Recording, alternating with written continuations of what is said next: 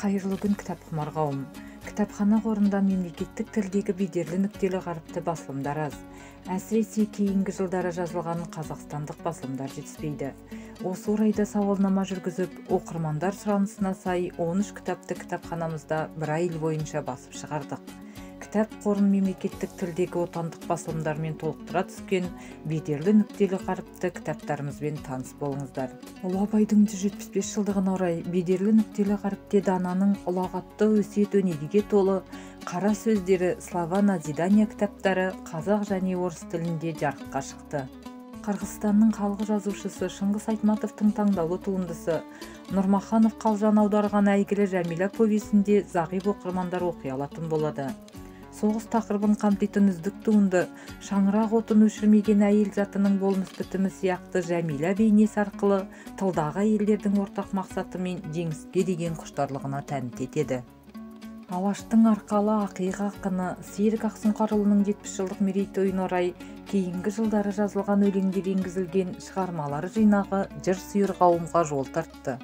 Көрнекті қаламгер Асқар Алтайдың оқырманға ой саларлық казино әңгімесі есірткідей баураған құмар ойындары кейіпкерлердің ойынға салған дүние мүлкінен айырылуы арқылы қоғамның ащы шындығын баяндайды. Жастардың адасып қателікке бой алдыруы, теріс бағытқа түсіп бақытсыздыққа ұшырауы өкініші зор әрекеттерден сақтандырады.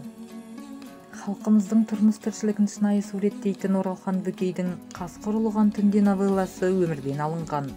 Ғылым мен техника табыстарын емес, жетістіктер көлеңкесінде жадау тіршілік кешкен қазақ ауылдарының аянышты тағдырымен таныстырады. Қыс мезгілінде ұзақ жолға шыққан жас журналистің басынан кешкен оқиғасы ешкімді де бей-жай қалдырмас. Автобустағы сапарласы, қорқау қасқырлардың жемтігіне айналған ару арайдың өлімі жанына батқан журналистің қала типіндегі новостройка сәулетті селосын мақтап жазудан бас тартуы, өркениеттен жұрдай өгей күй кешкен қазақ ауылының тұрмыс тіршілігімен таныстырып, бірі озған, бірі тозған, өркендеген новостройка ауылы мен өгей күй кешкен өркен ауылының ащы шындығына көз жеткізеді. Алаш арысы Мағжан Жұмабаевтың Шолпанның күнәсі әңгімесі қай заманда да құнды шығарма. Ерлі зайыптылардың жан күйзелісі арқылы өрбитін туындыда әйел тағдыры, отбасы құндылықтары, ұрпақ жалғастыру, ұлтымызға тән таным түсініктер Шолпан бейнесі арқылы беріледі. Әйелдің арпалысқа толы жан дүниесі, сезімдер тартысымен ерекшеленетін әңгіме ақ некеден аттап, жат қылыққа барған Шолпанның қасіретті өмірін құрбандыққа шалып, күнәдан тазаруымен аяқталады. Қазақстанның халық жазушысы Қабдеш Жұмаділовтің кейінгі жылдары жазылған Сәкен Сейфуллинге арналған ақынның ақырғы күндері әңгімесі солақай саясат салдарынан темір торға қамалған қайраткердің ақындық қуатын терең қамтиды.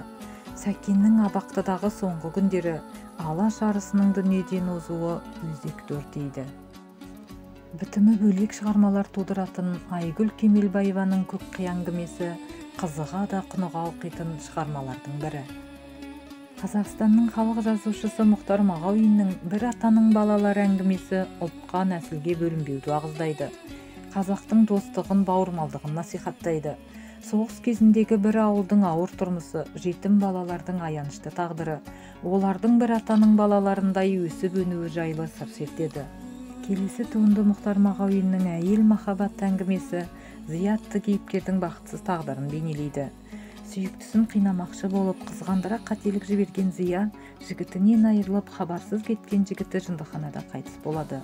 Басқадан бақыт таппаған Зияның ауыр тағдыры өзгелерге сабақ. Қазақ детективінің дарабозы Кемел Тоқаев солдат қабірінің басында әңгімесінде қан майданда жаумен шайқасқан ең кенже полк солдаты 18 жасар Акимов бейнесі арқылы ержүрек жауынгерді сипаттайды. Осыдан өзге биыл 1150 жылдығы аталып өткен Әбу Нәсір әл-Фарабидің бақытқа жету жолдарын қарастырған бақытқа жету жайында еңбегін оқуды ұсынамыз. Ұлтына бақыт жолын сілтеген әл-Фараби де, Хакім Абай да бақытқа жетудің жолы ғылым мен білімде деген. Бақыт білімде болса, білім кітапта екені белгілі. Оқырмандар ықыласына бөленген туындыларды баса алмай оқып, білімдеріңіз молая түссін.